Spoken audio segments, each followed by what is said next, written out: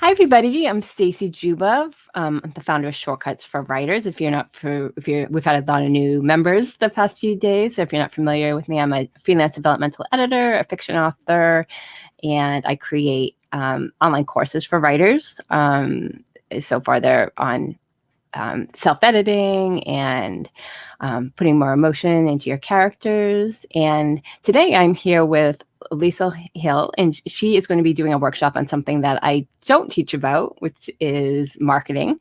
So she's got some really something really exciting plan with lots of useful information for you, like no matter where you are, with how many books you've published. She's going to give you some advice from where you are in your journey. And Liesel is an award-winning author, a podcaster, and story coach. Her website, let me just put that on here. You can check out her website, and she also has a Facebook community called the Prolific Author Community, which you're welcome to join. So I will hand it over to you, Liesel, and thanks so much for joining us. Thank you for having me. I'm happy to be here. Yeah, thanks so much for that introduction. I really enjoy what I do. I love stories. I'm totally obsessed with them. I'm always writing a story in my head, and I like to help other people also get their stories written. And it's tricky, isn't it? It can be really, really hard to, figure out what works and to be really prolific. So that's why my community is called the Prolific Author. I like to help people get systems in place so that they can repeatably, write books and grow their backlist and create a sustainable author business. So today, let me share this here. I'm going to put it on slideshow. We're going to talk about marketing at every phase of your author business. So that's probably the biggest thing that I get asked is about marketing. And so this is what we are going to go over today, because depending on what phase of the business you're in, you should be marketing differently. Hold on 1 minute. I screwed up. Okay. I know, you're fine. There we go. Okay, all good? So we want to make that. Okay. All right. Can you see my screen now? Oh, good. Yep. Okay, good. All right.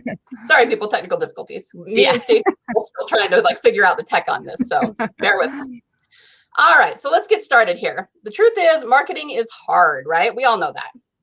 And this is not something that most people probably want to know, but marketing through things like ads, newsletter promos, and other outside sources for authors, it's getting harder and harder. We're seeing less and less of a return as more and more people, jump in, and the the competition keeps going up.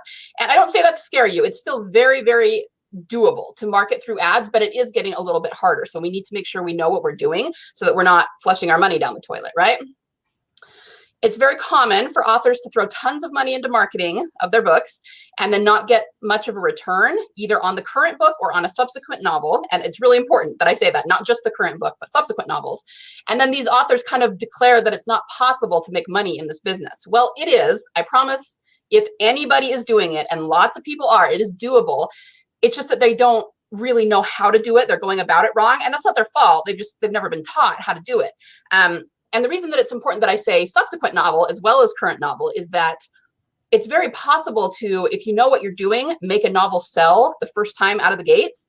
But if that novel is really subpar, if there's lots of typos, or if the story's really not there, then you're going to get a lot of bad reviews and you're not going to sell your next book.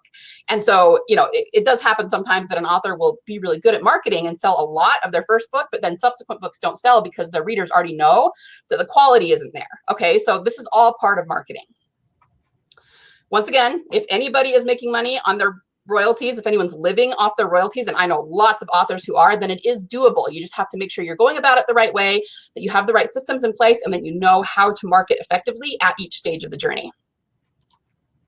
All right, so why do so many authors struggle? Because they don't market. Sorry, there's a typo there. I'm totally an author who talks good, right? Because they don't market efficiently at every stage of the journey. So there's kind of an elephant in the room that no one in the author community wants to talk about. I think it's really important that we talk about it, because especially as marketing grows harder for us, we're going to need to recognize this and remedy it if we want to succeed at creating a sustainable author business. The elephant in the room is that sometimes when a book doesn't sell, it's not about the marketing, or at least it's not about the outside marketing, okay? It's not about the ads. It's not about the platform. It's not about social media. It's about that book is not very well written. And most people in the author community don't like to talk about that because we're all kind and life-affirming people, and we want to encourage. And so we don't want to tell someone, okay, your book isn't selling, because it kind of sucks. Like most of us don't want to say that. But what I'm going to teach you here is that part of marketing, in fact, honestly, in my opinion, the biggest part of marketing is making sure that you're nailing that story. The writing, the story, the characters, the world building, all of that will sell your book far more efficiently and to a much greater extent than however much money you're throwing into ads. Okay, so that's a big part of marketing, and it's the thing that nobody really wants to talk about. What I always hear about, everyone always asks me, teach me to market, teach me to market, teach me to sell my books. That's the number one question that I get, but nobody wants to hear about storycraft, okay? So maybe I ought to talk about what I mean by craft. I will get to that in a couple of slides, but we are going to start by going through the different stages of the journey. Craft is actually kind of the second stage. So the first one is what I call pre-marketing. And these are things that you want to do before you start writing or during your writing. It would be best to do them before you start writing, but of course, if you're already writing your book, you don't have to like miss out on the stage. You can just do them while you're writing, right? These are things like creating a lead magnet, building your email list, and these are, hang on, I'll talk about these in just a minute, and nurturing your email list. Now, I'm not going to go into a lot of detail about creating the lead magnet in the email list, because most of us are pretty familiar with this, okay? So if you're thinking that you already know this, that's okay. I'm not going to go into a lot of detail. These are some resources that I've got on the screen. Newsletter Ninja by Tammy Labreck. That's kind of the industry standard that everybody reads to learn how to create an author email list. So if you haven't read it, I would highly recommend it. I also read Self-Published Strong by Andrea Pearson. I actually read that one before I read the Newsletter Ninja, and it's really good. She'll teach you exactly what she does, exactly, all the ins and outs of your email list. Because here's the thing, your email list, everybody knows it's important, and it is taught in the author space that it's important, but I also feel like it's not emphasized quite enough.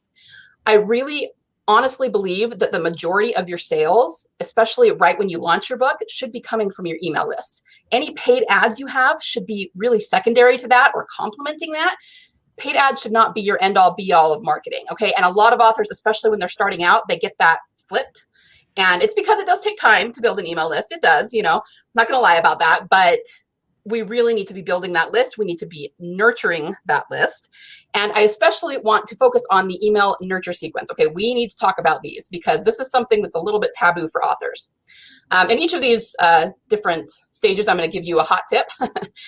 My hot tip here is stop being afraid to email your list. Okay, so let's talk about that a little bit more. Most authors are really afraid to email their list. And I do understand. I was the same way when I started out.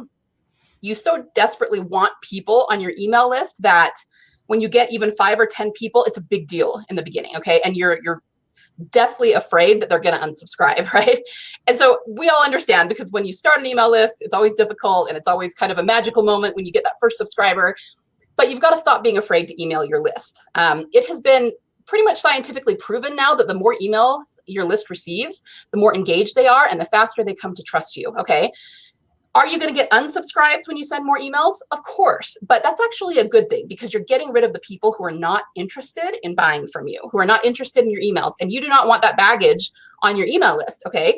By all means, pay for the emails that are going to, give you some sort of, back and forth in your business. But the ones who are not interested in that, you do actually want to get rid of them as quick as possible. So you could even say that the more emails you send, the faster you're getting rid of the emails that are not going to serve you. Okay, so don't be afraid of that. I'm not going to go into tons of detail about this because this is a whole other course on its own, but there are specific types of emails that you can send. I actually took this model from a woman named Dana Malstaff, who is not an author, okay? She's not about writing fiction.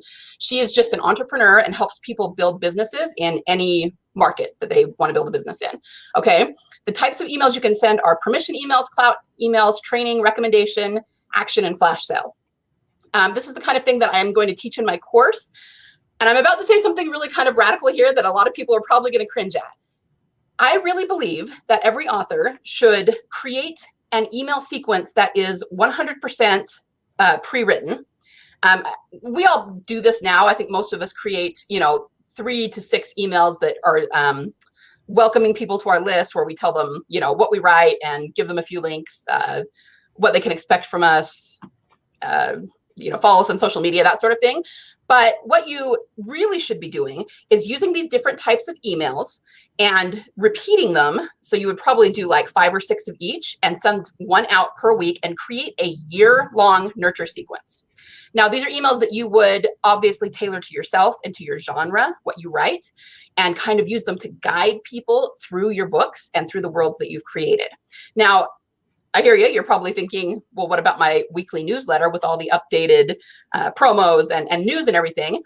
Well, this is where I'm a little bit different than most other authors. I really think that you ought to be sending 2 emails a week. This is what I do, and I have a very, very engaged list, okay?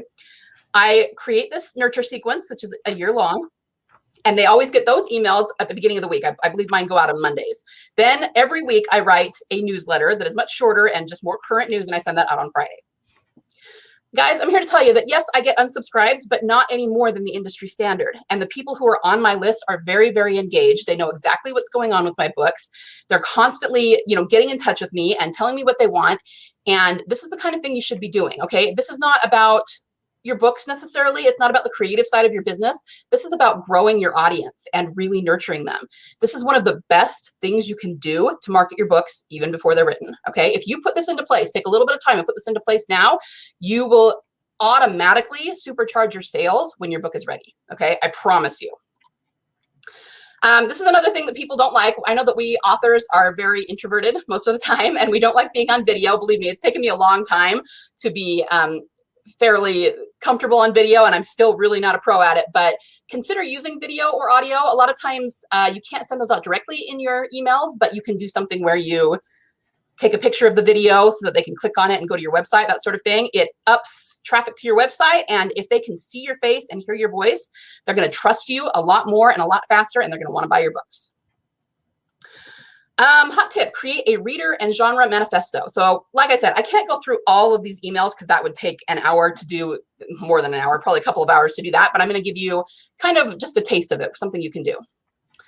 All right, so I would recommend that you create a reader and genre manifesto. All this is a list of beliefs that you have that has to do with what you write, the kinds of characters and stories you write, your genre, the beliefs you have around what you write, and how your readers will be able to identify with you. So this is mine. I give you an example of mine. I write several genres, but this is my crime fiction reader's manifesto. So I've just put things that I believe about my genre and about why I write and why I read my genre on here. So I'll just read through them really fast. I want to read about dark stories and characters to make myself feel better about my own problems while also escaping to somewhere exciting and empowering. Okay, this is why I read crime fiction. This is why my readers read crime fiction. So what you're doing is you're creating these things that your readers can identify with, okay? Because they'll see these things and they'll know that they're in the right place, okay? It makes them, this is why we call them permission emails. You're giving them permission to be who they already are, to read the genres they're already interested in, okay? Anyone can solve a crime with enough intelligence, resourcefulness, and tenacity. I really believe that. We live in a world that will always have problems, and we need stories that show justice overcoming injustice to give us hope. Okay, I could really get on my soapbox about justice and how much readers need to see justice in a story, but kind of a discussion for another time. Consuming crime and mystery stories makes us more compassionate, empathetic, wise, brave, resilient, and free. That's actually true of all fiction. Again, studies have been done that show that people who consume fiction have much bigger empathy centers in their brain, okay? So it really does make a difference in who we are. I want to live in a world where everyday people have such a strong sense of justice that there is little to no injustice in their daily lives. Is that actually going to happen in our world? Probably not, but again, this has to do with the crime genre, with why we read crime, and it's something that we can hope for and wish for, and maybe reading crime fiction takes us a step closer. Experiencing justice and empowerment vicariously through characters in a novel gives us strength and hope to face our own worlds. Solving mysteries via novels makes us more clever, resourceful, tenacious, and better problem solvers than not reading them, and it spills over into our reality. That's actually true. Kids who read mysteries are better problem solvers than kids who don't. And reading crime and mystery stories might just save the world. That's kind of my go-to for all of the genres that I write. Okay, so to get an idea of how to do this, you could create these manifestos, what you believe about what you write in your genre, about fiction in general, anything that comes to mind that you think about as you're doing your writing, and then you put those in your permission emails and you give your readers permission to believe the same thing. And what that does is it really bonds them to you. It helps them to know that they're in the right place, that you believe what they believe, that you write the genre for the same reason that they're reading it. Okay, again, it's just a way of nurturing your list. And trust me, it works. I've been doing this for a while. All right. So we're going to move on to the next phase, which is marketing while you write. Now, we're going to go back to that question I asked a couple of slides ago about what do I mean by craft? Authors always want marketing, but not storycraft. And believe me, I have seen this all over the place. I will talk to people about their craft and they'll go, yeah, I know how to write a story, but how do I market it? And I'm not saying that they don't. Most writers are avid readers, so we naturally have pretty good storytelling chops, right? We do know how to write a story, but there's a difference between having a feel for it and kind of a natural tendency toward it and actually being able to do it well and do it purposefully. So let me use an example. Let's say you have someone who always wanted to be a doctor, right? And they were so interested in being a doctor that they, read lots of science books and followed the medical dramas on TV and read lots of, watched lots of documentaries, and they just know more than most people about medicine and about science, okay? So people would probably look at them and say, wow, you have a really great tendency toward that. You're just picking it up and you're good at it. That is true, but we also wouldn't want that person to be operating on us without having gone through medical school, right? So that's kind of the point I'm trying to make. There's a difference between being good at it because we've always immersed ourselves in it and actually purposefully knowing how to write an amazing story that's going to hook your readers and it's going to sell itself, okay? That's the difference between paying attention to storycraft and not paying attention to storycraft. So what do I mean by that? All humans consume stories in the same way, the exact same way. So it's really not about, there's a lot of people who have, how should we say, they kind of push back against using any kind of outline or story beats or anything like that because they feel like it's crushing their creative muse. But what I always tell my clients is that this is really not about me telling you what to write in your story. It's not, okay? This is about you coming up with an amazing and original story, anything you can think of. But what I'm going to teach you is how to position that story, how to present it to the reader in a way that their mind naturally wants to absorb it, okay? So what that will do is it will create them, it basically creates a page turner. It creates, it pulls them through the story like from a place of low tension to a place of high tension, and they will be salivating for the rest of that story and for the next story after that, and they will come back to you again and again and again. And the stories that you write, because they know that that made them feel something, right? Okay, so I was going to tell you a quick story about how I came to realize this, and it's really not all that exciting, actually. Like most people, when I started writing, I was struggling to write. I wanted to write great books, but I didn't know how. And one of the first writing, it wasn't a conference, it was like a spring workshop that was up at Weber State University that I attended. Dan Wells was teaching it. If you know who Dan Wells is, he's actually a fairly well-known author. But this is when he was starting out, and he was my first introduction to story beats. He had his own kind of proprietary system, and I was just absolutely entranced by it. And that was the first time that I realized that you can purposely plan components of your story to make every single one possibly a bestseller, right? You can purposely do that and sort of, I don't want to use the word manipulate, but you can position it so that people, without a doubt, that your readers are going to connect with it, okay? So how are we going to go about doing this? The first thing is genre and trope research. Again, not going to go into a lot of detail about this because I know a lot of people already know how to do this. And it's something that I will teach in my course for anybody who doesn't know it. But the idea is just to make sure that you're hitting your genre and your trope conventions. What that does is it opens you up to a pre-existing audience. So wouldn't it be nice to know that when you write a book, you already have an audience for it who loves the type of book that you're writing, okay? That's why you should do your genre and tropes, because that is marketing that you can do while you're writing the book, and then you will already have a way to market it once it's done, once you're finished writing it. However, lots of people teach genre and trope research, and I'm 100% behind it. But for me, that's also just a jumping off point, okay? You absolutely should take advantage of that pre-existing audience by using genres and tropes, but I'm also a big proponent of creating your own mega fans. How do you do that? Well, again, it has to do with putting in those things purposefully. that will help the reader connect with the story. So for example, let's say that you, it doesn't really matter. Let's say you write thrillers, like espionage thrillers, okay? You can put in certain tropes that have to do with those thrillers and tap into the audience who loves to read that. And that's great. They, if they read enough of your books and if your writing style speaks to them, then you will create fans out of that. But what I'm saying here is that if you take the time to hit all of the major components that you should while you're writing your novel, that creates mega fans. Like you can take someone from being just, I like this genre, to give me everything you've ever written because I want it. Okay, it really is that night and day of a difference. People don't understand the importance of story psychology. Okay, they really, really underestimate it. I've heard people say, so when I talk about craft, it is story points and it's a lot of different things. I have a whole proprietary blend and there's a lot of different things to take into account. You don't obviously have to use every single one for every single story, but I guarantee even if you know something about story beats and you're using them somewhat in your writing, you're probably not using all of them that you should. Most people know a few, but they don't know all of them and they're not purposely implementing all of them. So there's always room for improvement. Now, what I was going to say is I hear people talk about like Joseph Campbell. Most of us are pretty familiar with Joseph Campbell, right? And his hero's journey. And I hear people say things like, well, that's great. And it's a good place to start, but don't rely on that 100%.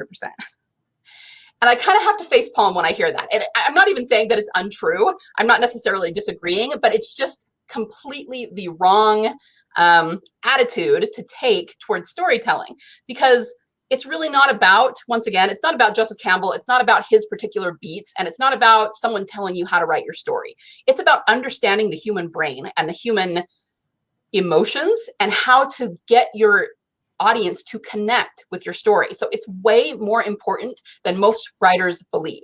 Now, if you are just writing for you and you're just doing a passion project and you prefer to do it that way, hey, I'm here to support you 100%. You got to do what lights you up. But once again, if you want to create a sustainable author business, you need to be connecting with your readers on a deep emotional level. And I cannot stress enough how important the story psychology is to that. Again, most people kind of sort of pay attention to it, but mostly brush it under the rug. And then they sit back and complain that their stories aren't selling, okay? And this is a fact, guys. Most people who claim that they don't need any more storycraft are uploading stories to Amazon that are not selling. So that should tell you something about where their marketing is lacking. All right. So these are the things that you need to be planning in order to create this wonderful story for your readers. Dynamic characters, specifically transformational arcs. And again, I can teach this in a lot more detail inside my my course. But what I will say is that most people are really good. When I say people, most authors are really good at planning the external plot events, what's actually happening in their story. But the internal dynamic for the character is often an afterthought. And it's not that most people don't have dynamic characters, it's that they're not planning them purposefully and intentionally. And I promise you are shooting yourself in the foot if you're leaving sales on the table if you're not paying attention to the internal transformation. Also, world building, dynamic arcs, which is low tension to high tension, creating that page turning element, and creating story satisfaction. Story satisfaction is one that it's probably the most powerful one. Even if you screw up the character arc or the world building, if you create intense story satisfaction by the end, which just means that the reader goes, that was amazing, in some element, they'll actually forgive you for messing up those other elements, okay? So story satisfaction is really important. This is mostly done by setting things up through, a lot of times through foreshadow or just, the way that you frame your story in the beginning and then paying it off at the end. Having a satisfying ending. And again, I can really get on, I said this before, I can really get on my soapbox about this, but justice is a big thing. And I don't just mean for crime stories. We're not just talking about bringing the bad guy to justice. Any story should have injustices happening, and then you should see the justice at the end. Like that alone will elevate your story so much, and it will make readers connect with it so much because, in our world, we don't always get justice. We all know that. It sucks sometimes. But readers need that, desperately need to see that in the story. And that's one really, really effective way to create story satisfaction. All right, so let's get into, we've talked about pre-marketing, which is before or while you're writing your book, and then how to market within the book itself, within the writing. So let's talk about when your book is finished and ready to go, how you're going to market in the different phases. If you only have 1 to 2 books, this is what you should be doing. Newsletter promo sites, which are things like Bookbub, Freebooksy, Robin Reads, ENT, those sorts of things, but I would not do Bookbub here, okay? You really need read-through in order to make Bookbub worth it. So I would do the smaller ones. And what that does is it just exposes your book or books to new people, and it can help you grow your audience. If they like your book, they'll get on your email list, okay? Another way to really market in this phase is to build your email list very purposefully. The best way to do this is through free promos, through BookFunnel, Story Origin, My Book Cave. I think there's one called Prolific Works, all of those. So here's my little spiel about that. Some authors are not a fan of that because they talk about how there's a lot of freebie seekers there and they don't get very good open rates. They're not wrong about that, but it is the fastest way to grow your email list. And all you have to do is prune your email list, which means you're getting rid of the people who aren't opening your emails, and that is not difficult to do. If you buy either of those books that I mentioned at the beginning, Newsletter Ninja or Self-Publish Strong, they tell you exactly how to do that. And most email responders now, like MailChimp, Convertkit, MailerLite, they a lot of times have pre-built sequences to help you do this. So all you have to do is click a button and it'll kind of do it for you. Okay, so it's really easy. So when I hear authors say, oh, well, I built a list of 10,000 readers, but I had such a low open rate that I just deleted it. Oh my gosh, like double and triple facepalm right there. Okay, you need to leverage that list. And absolutely, you need to get rid of the email addresses that are not serving you. But most people build their list this way, and you can find mega fans this way. So as long as you're intentional and you prune the list, this is the best way to build your list to begin with. And it does work. In a few months, you will have thousands of people on your email list. Okay. The next thing we want to be doing is nurturing your list. So I already talked about the email nurture sequence. Make sure you're responding when people email you so that you're really creating a back and forth dialogue with your readers. And when you have a new book to launch, build up to it. Do like a 2-week launch runway, which just means you're building excitement, sending emails, maybe showing them the cover. If you have an ARC team and can get some advanced reviews, you're sending them those reviews. You're just building up hype so that you get, it may still not be a huge launch because you only got 1 or 2 books and your list is going to be still relatively small, but you're just kind of optimizing for the best launch you can have in this phase.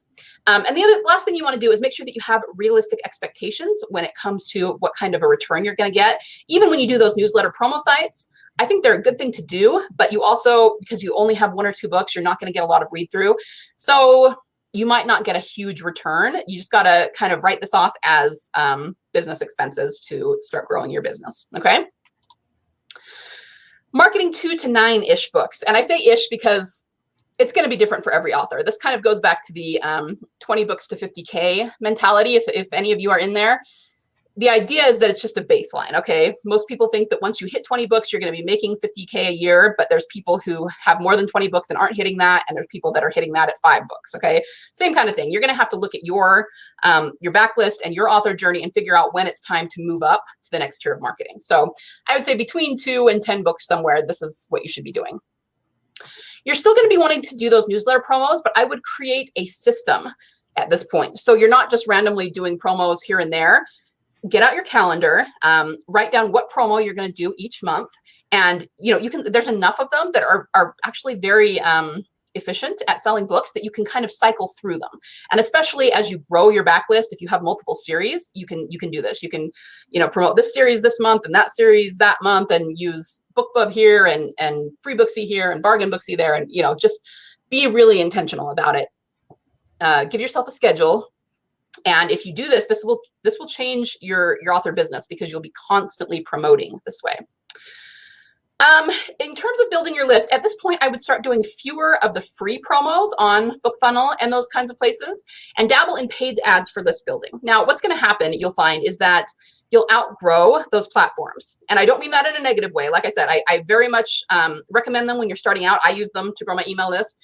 But what started happening, especially when it came to doing swaps on Story Origin, is that most people are just starting out. So if they're sending my book to their list, because their list is so small, I'm only getting 5 to 10 clicks. But when I send their book to my list, because my list is much bigger at this point, they're getting like 60 or 70 clicks. So it's just not an equal exchange anymore. And of course, you have everybody looking at your past campaigns, which, Story Origin shows them, and seeing that I get all these clicks and I have all these people wanting to swap with me, but I'm not getting much of a return there. So when that happens, you'll kind of know that you've outgrown these platforms a little bit. And that's when you might want to start dabbling in paid ads for list building.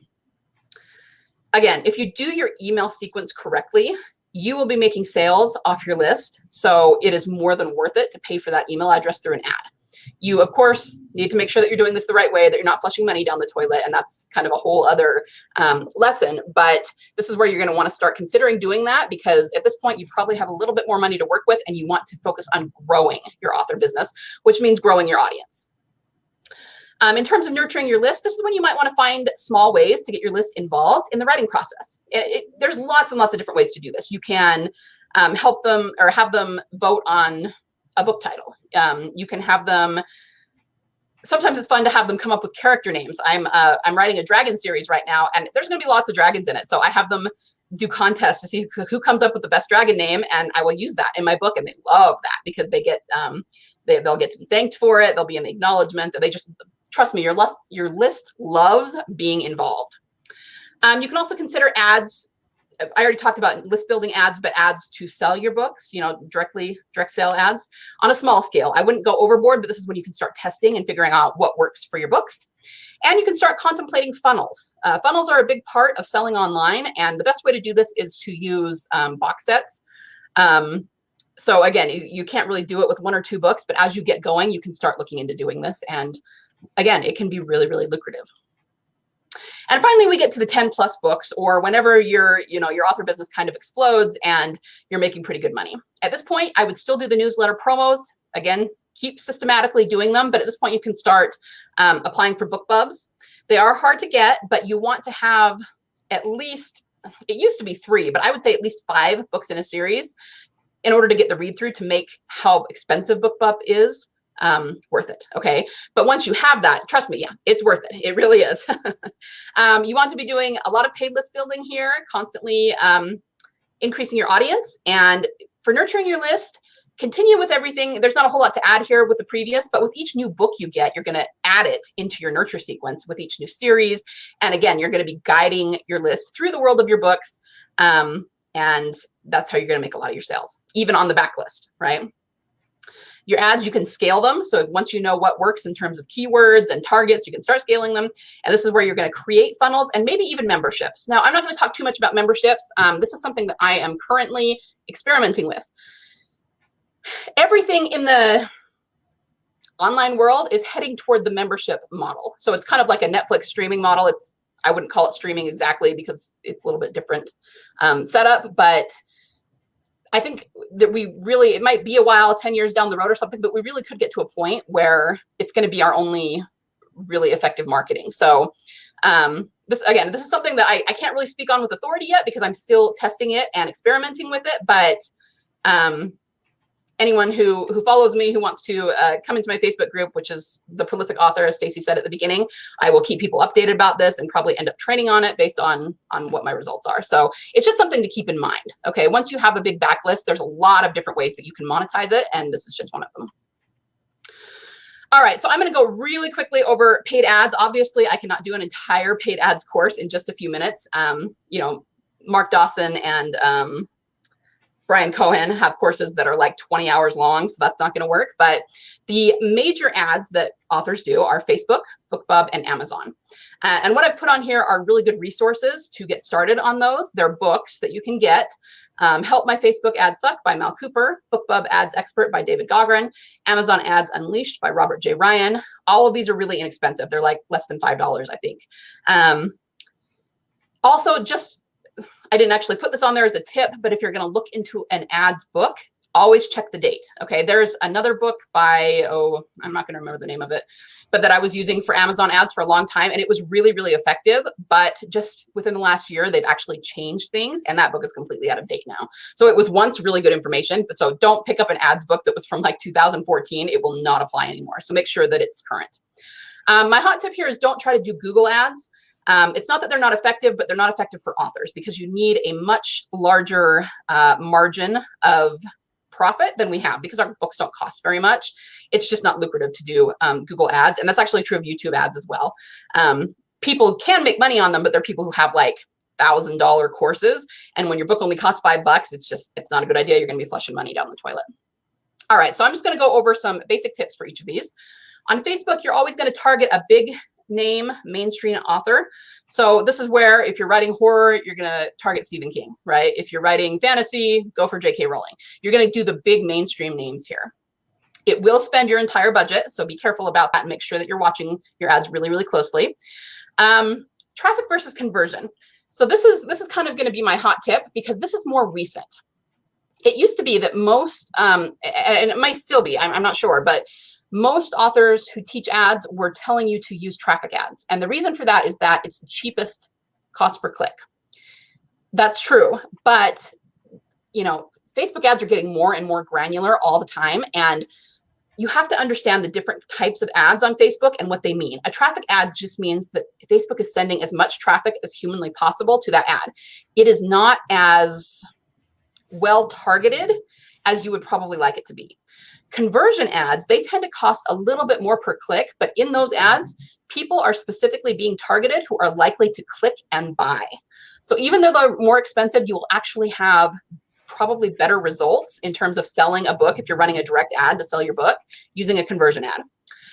And my hot tip is that you want to run engagement ads first. Now, this is the kind of thing that authors don't like to hear because it's more money up front. I totally understand. But what the Facebook gurus are telling us right now is that if you run an engagement ad to your audience until you've got a 2 or 3 or 4 relevance or frequency score, that tells Facebook who to serve your ad to. So most people will tell you that nobody on Facebook is getting leads for less than $10.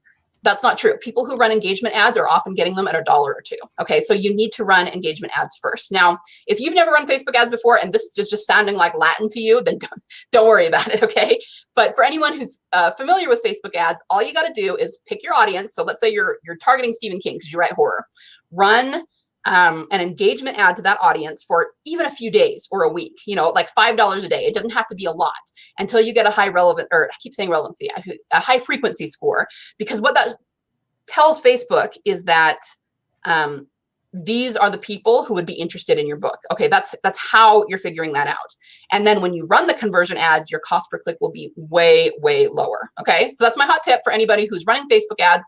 If you have no idea what I just said, then don't worry about it.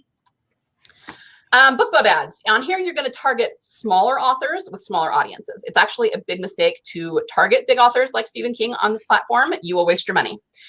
This will spend most of your budget. It always seems to me it doesn't quite spend it all, but it spends most of it, so just assume that it will. And the best thing to do is test 4 or 5 authors and then put them together in a super ad to get a good ROI. So once again, I hear a lot of authors saying Bookbub ads don't work because I only got like a 0.0 or a 0.62 ROI. And I'm not saying they're lying. I'm sure that's true, but that's actually common. That's the way that Bookbub ads work. But if you can find 4 or 5 authors, and you just have to do this through testing, that get close to a 1% ROI and then put them together, you're likely to get a 4 or 5% ROI. I've done that. I've actually gotten a 4.5% ROI, which is really, really respectable. So you have to put in the work and the testing, but they do work if you just keep at it. Hot tip, again, David Gaughran's book, which is the one that I put up at the beginning, he says to use authors with less than 20,000 followers. And while I think that's good advice, I've actually found a significantly higher ROI when I use authors with between 1,000 and 5,000 followers, which is a lot smaller slice. So try that first. And then after that, once you've found some that work, you can branch out into authors with larger followings. And it's just a little counterintuitive because you would think the larger following is what you would be going for. But the problem is on BookBub, the larger following is less targeted. So you're going to get crappier results. So that's why. And Amazon ads. Yeah, I'm not going to say much about Amazon ads because these are so complicated. You're targeting keywords and products such as other books, categories, genres, and authors. This one actually won't spend your entire budget. It usually only spends about 50%.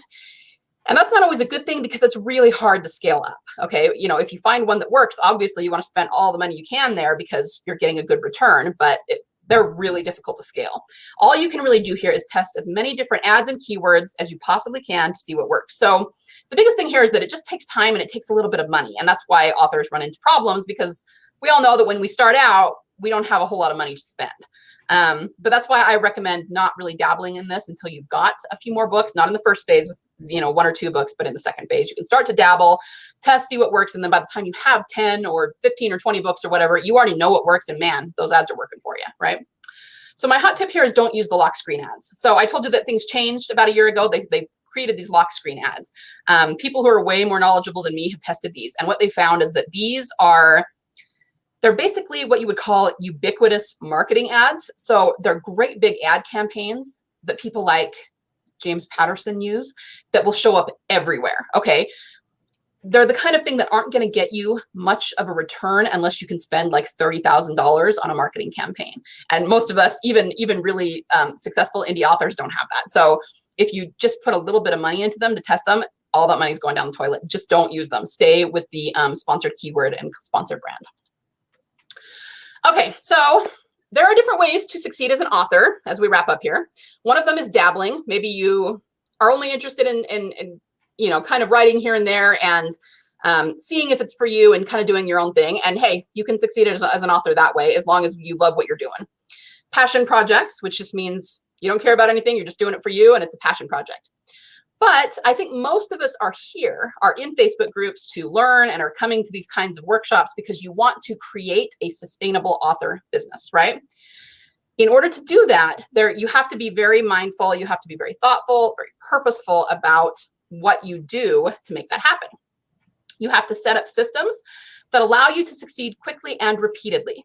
Okay, now I don't mean write the same story over and over. I mean, create a system, get it in place so that you can write your books in a way that is at least somewhat predictable so that you can kind of start to figure out where your income is going to come from. Okay.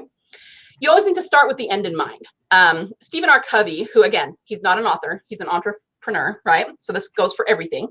He talked about how you can do whatever you want and, whatever lights you up, whatever you're passionate about. But if you want to create income, you have to start with the end in mind. Okay. So that's kind of what I'm talking about here. If you want to do it just because you love to write and it's for you and it's a passion project, hey, more power to you.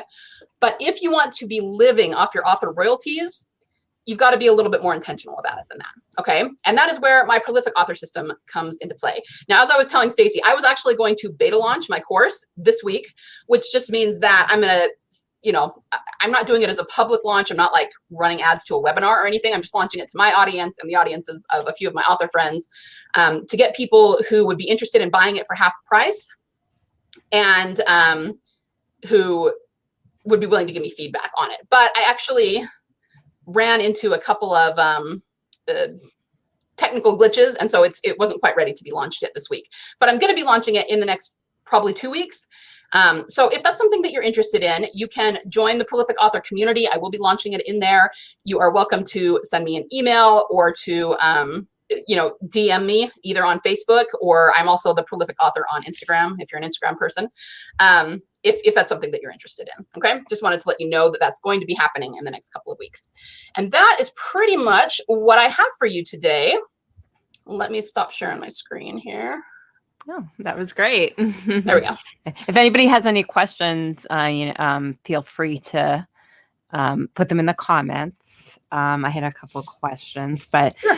That was funny how you mentioned Dana Malstaff from Boss Moms and then Stephen Covey, because I've learned a lot from both of them. Yeah. Followed both of them. Yeah, they're both great. Yeah.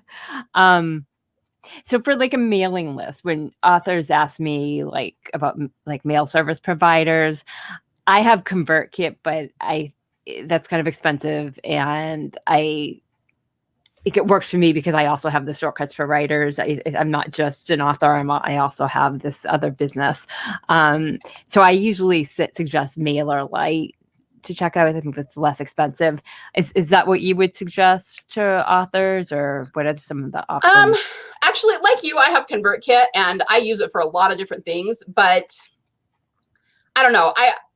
This may be an unpopular opinion. I actually think that you should at least, you can certainly start off with something that's free or that's cheaper, but especially if you do your email sequence correctly, I think you really do need a pretty robust email provider that will do everything you want it to do. But of course, it's a personal decision depending on how you're using it. most email providers do have a free tier now. Even Convertkit has a free tier. So I don't know. I'm not actually a big fan of MailChimp, and I've just never used MailerLite, so it might be awesome, but I wouldn't really know. I do recommend Convertkit because I think it's awesome. But yeah, I mean, the only other thing I would say is there's a lot of people who say start out with something free and easier, and then you can move over. It's really kind of a chore to move over. I've moved over before, and it's really not fun. So I usually recommend Convertkit, but I understand that, you know, maybe it's not for everybody. I don't know. Yeah, I think I'm paying like over $700 a year, but for the level of subscribers I have, but I'm not. I think you can get like up to 1,000 for free, something like that. So right. It's like the more subscribers you have, the more you would pay, right. But the more subscribers you have, hopefully the more sales you're making to kind of well, and see, I've heard authors say that. I actually remember, and this was years ago, having an author say that she had actually divided her list between 2 different email services because one was more expensive, but she wasn't making enough money off her list to justify that. And again, like, I'm sure that's not her fault. She just didn't know exactly, you know, how to monetize it right. But again, that's kind of a facepalm moment for me because I feel like, okay, but you should be getting a lot of sales off your email list. And if not, you just need to figure out why and fix it. You know what I mean? Rather than, anyway, the way that she was trying to fix that was really kind of a Band-Aid. You know? And I was just going, yeah, that's probably not going to work in the long term, but you know. Yeah. And just for anybody that's kind of new at this, it's like a beginner author, he hasn't published a book yet, or you're just publishing a first one and you're kind of looking into newsletters, the automated sequences that Liesel was talking about, in the lead magnet. So for example, like some authors give away like a free book, or free story. I have a lot of editing clients that write like short stories that they don't publish like on Amazon. It's just exclusive for their newsletter subscribers. So that's like a lead magnet in exchange for getting the story. They sign up for your list. So I have like for my Storybook Valley series, which is a chicklet sweet romance series, I have like a Storybook Valley welcome kit, which has some excerpts from the books and then some like behind the scenes, like interviews and things like that. And then I also have something similar for my mystery books. And then I have 2 separate automated sequences. So like by automated, it just means that these are all pre-written. So it's, for example, for the Storybook Valley books, it just goes into different like certain characters or actors and actresses I envisioned, you know, when I was writing it. And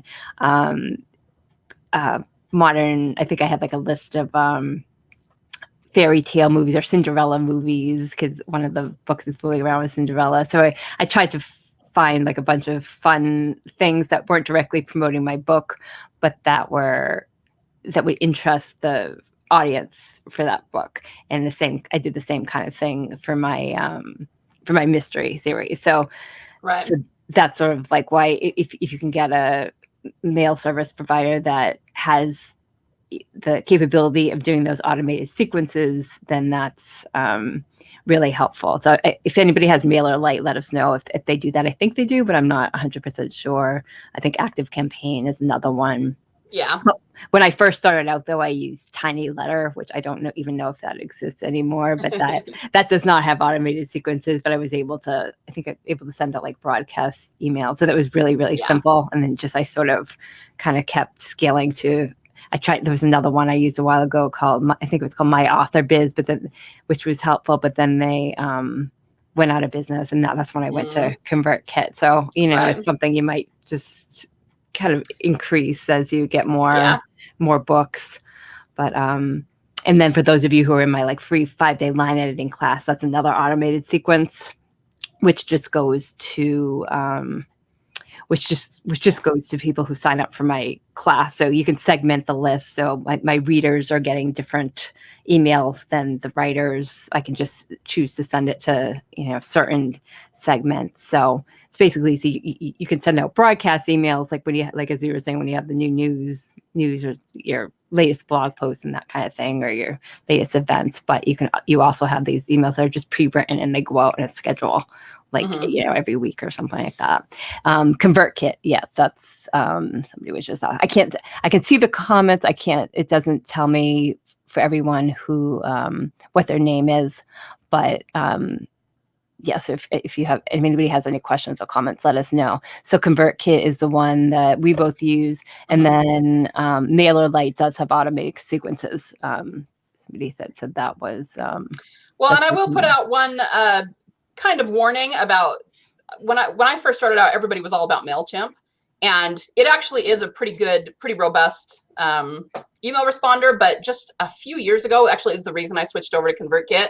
They changed their model. So they're not, I'm not going to remember exactly the details of it. They're not about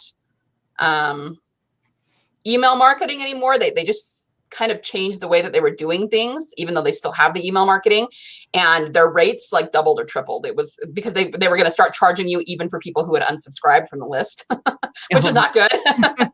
So just be careful with that. If you're doing the free tier, that's probably fine, but I wouldn't recommend them for authors because you're going to end up, there are other responders that won't charge you for the unsubscribe. So yeah, I remember when I was first looking into them, there was something about it I didn't like. So I didn't. Kind of wonky. Yeah. Yeah. We have a question. It's, can you offer more suggestions for how to get the word out to get people to sign up for your newsletter before your first book is released? So like, I guess, how do you get people, like, even if you have a lead magnet, how do you get people to find out about it? So you can definitely run ads on Facebook, but that does cost money. Probably the easiest way is through using BookFunnel and Story Origin that I was talking about, My Book Cave. Go to those websites and you can just search them. BookFunnel, I think it's storyorigin.app.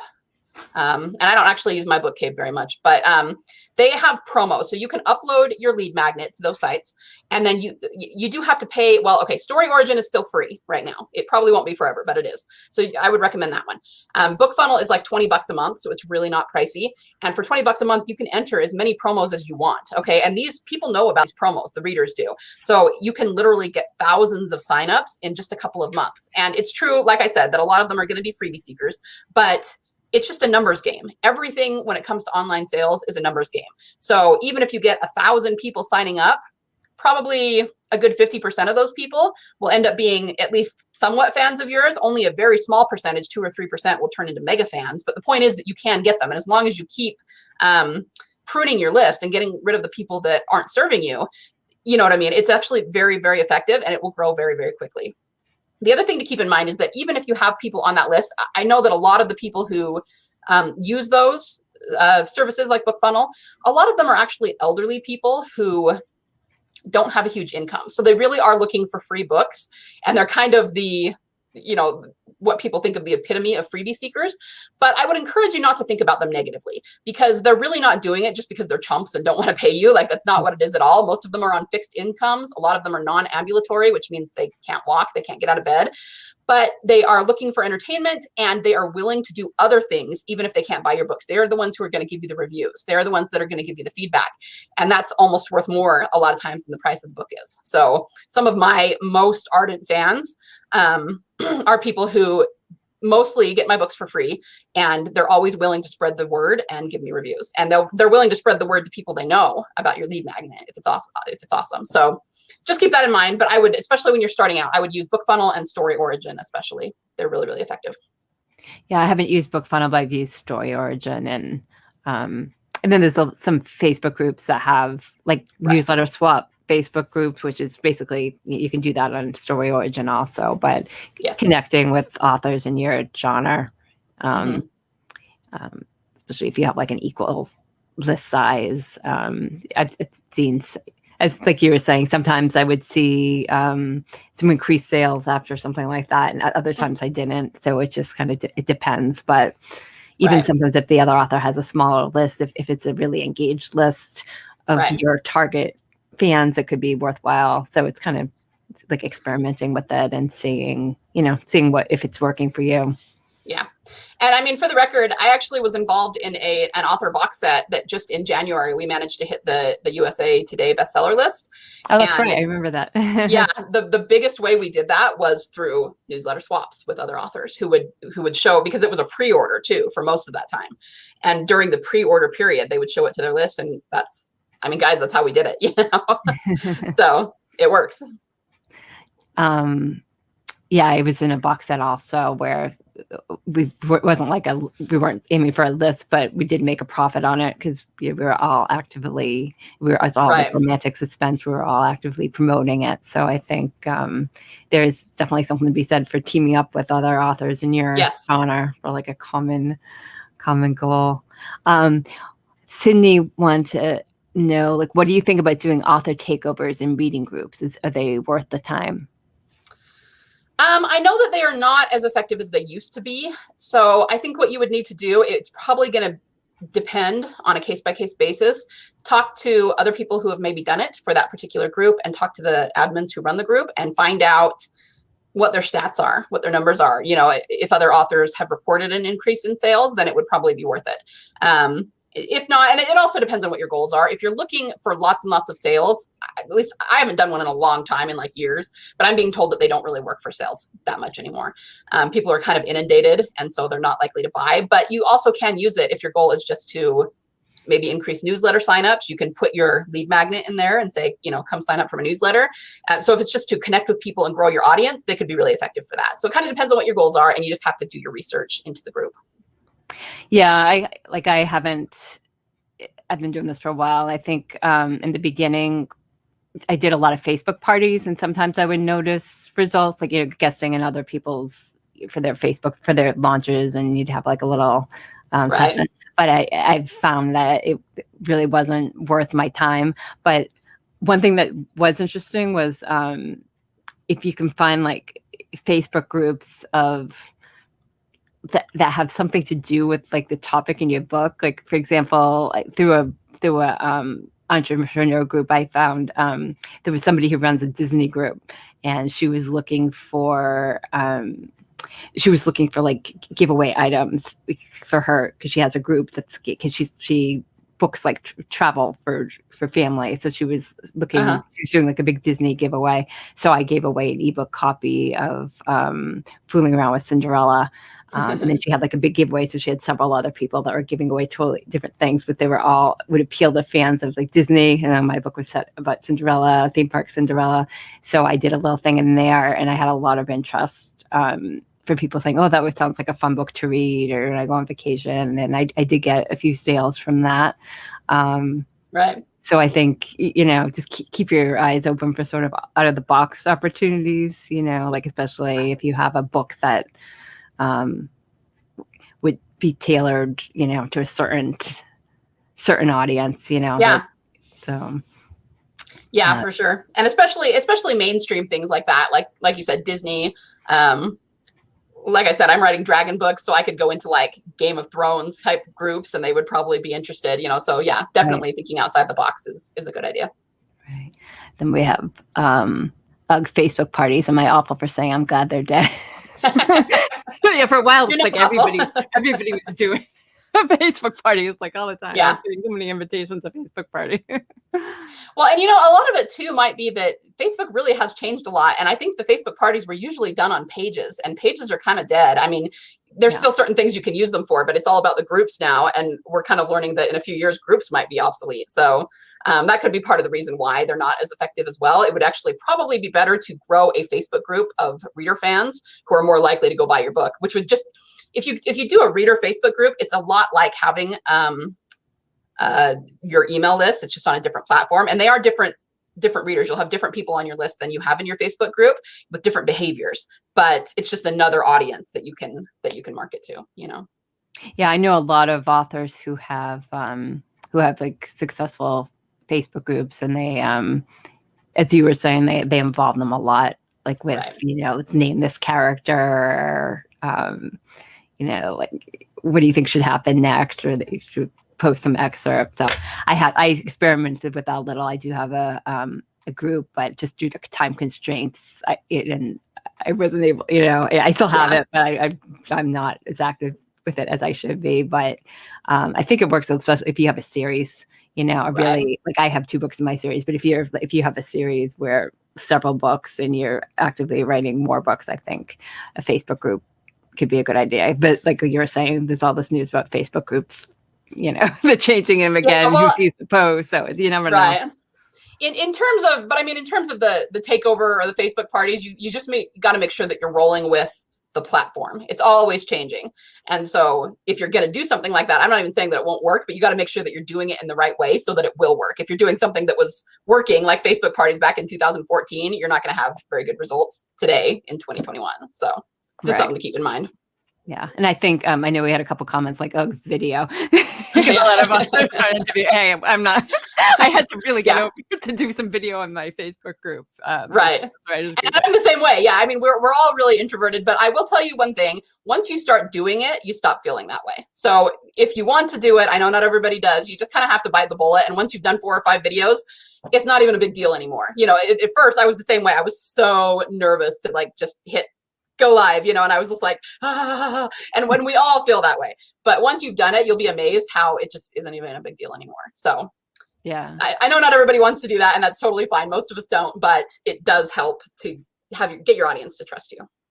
Yeah. And I think that's something I want to do more of, like maybe behind the scenes videos of, and especially if you write like for young adults, you want to be where they are. They're not on Facebook. They're on Instagram and TikTok and Snapchat. That's, so you don't want to be everywhere. Clubhouse apparently is the big new thing. So I haven't even looked at that. I know. So I think just go where your audience is. So. Yeah. Okay. In your class, so your class is called the Prolific Author System. That's going to be the course. Yeah. Mm-hmm. And that's mostly marketing, or it goes through everything. So the Prolific Author course, it's kind of just building a sustainable author business. But what my promise is that I can get you to where you can write a book every 90 days that will be positioned as a bestseller. So of course, it's going to depend on the length.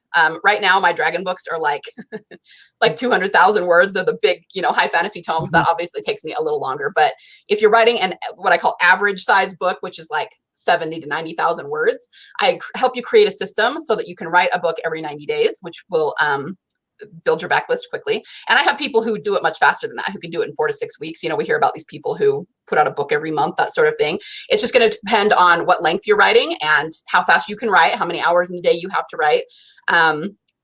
But it goes through everything that I kind of talked about that I couldn't talk about in detail. Like, I'll show you the nurture sequence. I will show you exactly what to plan for your book to make it, put everything in it so that the audience connects with it. And you've got that story psychology in there so that it is positioned to sell really, really well. And I go into detail about the marketing and all of the stages. And I will say that the only people this isn't for is people who absolutely want to pants and are not interested in doing anything but that this would not be for you. But I will say that I have taught pantsers how to do this. Okay. So some people think they're pantsers and because that's all they've ever done, which is totally fine. Again, if that's what you want to do, then go for it. But I always tell people, I want you to get away from saying you can't do it. Just like training your body to run a marathon, you have to train your brain to write and to outline and to do these kinds of things. And it takes a little bit of time. It takes a little bit of effort. You're going to get a few brain cramps along the way, but you can train your brain to do that. And if you do that, that's how you're going to create a sustainable business because you'll be constantly churning out novels. And the story psychology comes into play because when I say that churning out novels every 90 days, people always cringe because they think they automatically associate that with really low quality novels, which I do understand, but I'm going to show you how to make sure that they're high quality, even though you're doing it quickly. So that's kind of what it is. It's called the Prolific Author System to teach you to become a prolific author and get to the point where you can live off your royalties. Yeah, there's a couple comments on book every 90 days and I can't even edit that manuscript and close to that.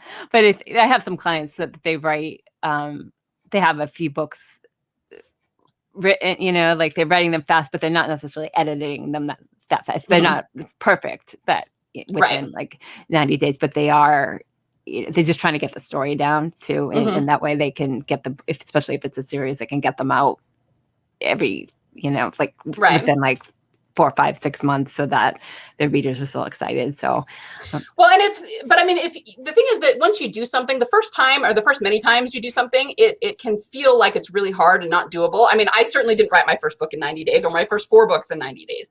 But once you've done it a few times, it's like anything else, it becomes second nature and you'll just get to the point where you can do it.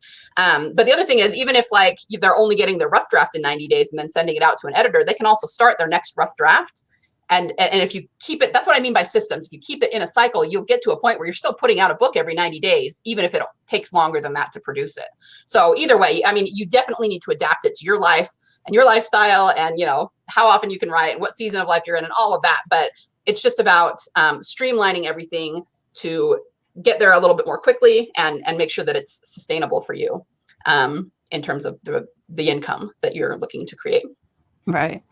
Let's see. How do you recommend doing videos? Just live on Facebook or film on my phone and download? So it depends on, it just depends on what you're going for that video. I would recommend if you want to do videos for your email list, you can definitely pre-record them and put them on your website. Like I said, most email responders won't let you send a video directly in the email. But what you can do is you can take a screenshot of the video, post it in your email, and then link it so that when they click the picture, it automatically takes them to your website where they watch the video. That's usually the easiest way to do it. So that something like that could be pre-recorded, and you could do a pre-recorded video that you send out with every newsletter and just be like, hey guys, it's me. And you know what I mean? That just, again, it just helps them to trust you and get to know you. One trick that I will talk about, because we mentioned Facebook pages, in terms of engaging a Facebook page or a Facebook group, if you're starting either of those for your readers, live video is where it's at right now. Facebook, the algorithm actually rewards live video. So if you're trying to grow your group, one of the best things to do is put live video in there, and Facebook will actually weight the algorithm toward that live video. So you'll end up getting more people sent to the group. Okay. You can also do it on your Facebook page. And what that does, again, it's not going to translate directly into sales necessarily, but the more people you can get to like your Facebook page, which again, it will send them live videos and they'll like it. Then the more people will see your live videos and the more people you're just bringing into your audience. So that's something you can test out as well. But yeah, live video, it really does work for bringing the audience to you. But again, it just depends on what your goals are. I notice a lot of people when I post a live video, even if there's not many people watching or commenting, it gets a lot of views later on the replay. So if you post a video and nobody comments, don't feel like, oh, nobody's going to watch it. Just you're probably going to see, if you check the numbers, you'll see that it's going to get views on the replay. And often I'll repurpose those videos, like I'll download them, and you can download your Facebook videos. So then I will upload it to YouTube and then upload them to IGTV. I think there's a limit for IGTV. It can't be over an hour or something like that. So the shorter videos I will upload there also, just for a different audience.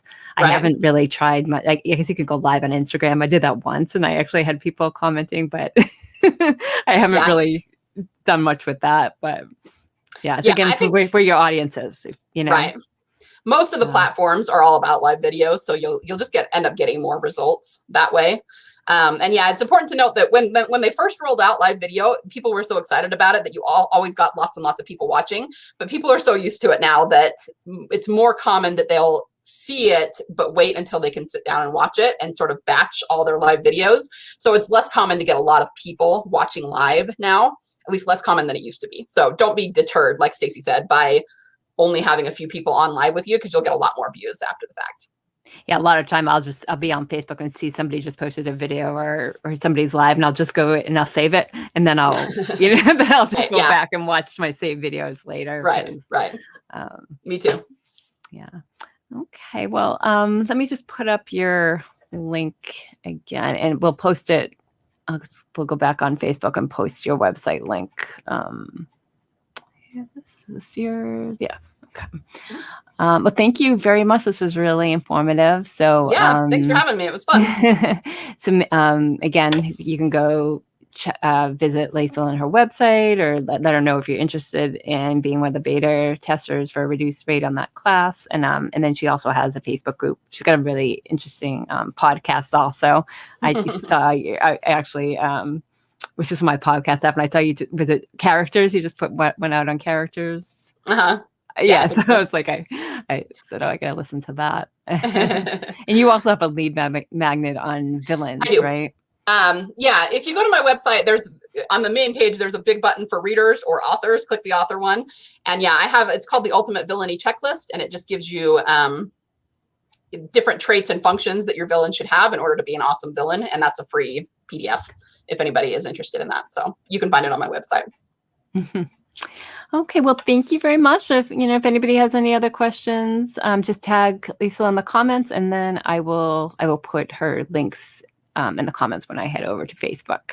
But this was Awesome. really great. This is really informative. I took some notes also on some of those books you've recommended. So thank you. It was really fun, and just happy writing, everybody. Make sure you have fun at what you're doing. Okay.